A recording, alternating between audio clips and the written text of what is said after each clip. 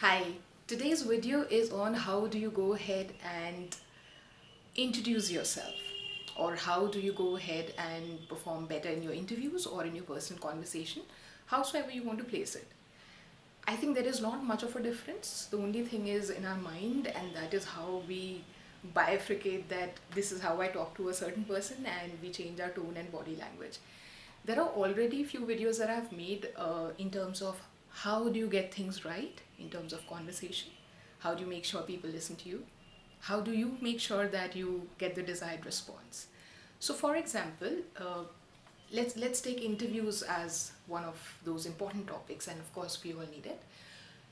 In any interview, whenever you present your resume, make sure that whatever information that you've provided in your resume is correct and you're honest about it. This is for a very simple reason that if we are not aware of what information we've put or highlighted, there and then there is a question that is asked and we do not know how to handle it. So which means have a thorough understanding of what you've put. Don't copy resumes such that, oh, this sounds better, this looks better. Because for example, if my hobby is to read and somebody asks me, hey, what do you read? I can't be saying WhatsApp messages.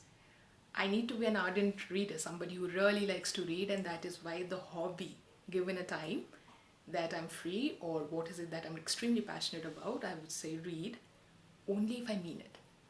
So I'll give an example. Back in the days, we would write, surfing internet because it used to be a very big thing. But that's not the case now.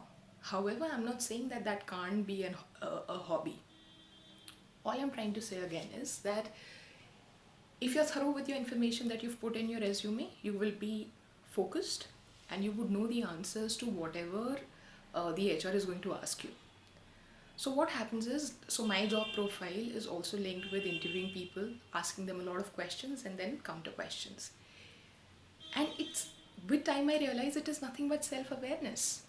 That okay, this is the school I studied from, this is the college, this is the work experience, these are my strengths and weaknesses, this is my hobby, and any other achievements.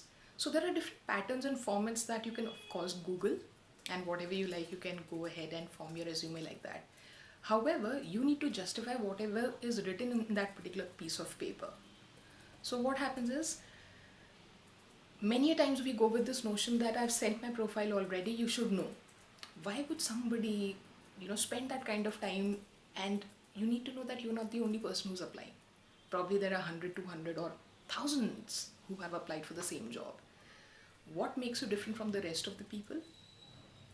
And most of the time, whatever profile they're hiring for, it would just be the same kind of qualities. You just have to sound better, professional.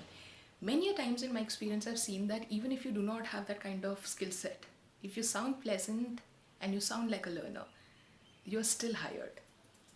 However, I'm not here to guarantee that how HR functions. That's not my job role. Even I have my personal issues wherein I feel that a lot of people as HRs do not reply to their candidates, which is sad, which is really, really sad. And just to tell you, last year I applied for a job, and for the first time I received a reply from the HR saying that the profile has been rejected. Believe me, I did not feel bad about it. I was so happy that, hey, the HR replied. Seriously. And I wrote back to him, that is all right. Thank you very much for your response. So you understand what I'm trying to say, that you cannot control how the others function, what they do, but you can always present yourself at your best. So make sure that you're aware of what is written in your resume. You should have answers to all kind of counter questions. So for example, what are your hobbies? I like to travel. Okay, where all have you traveled?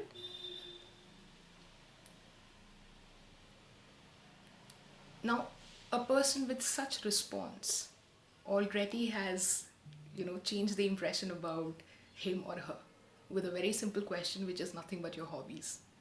Now think about some technical questions asked, job experience asked. That would be something else altogether. So please be sure that you are conversational, and it is no rocket science, it is only being self-aware. That we are aware of what we like, what we dislike, and accordingly we answer.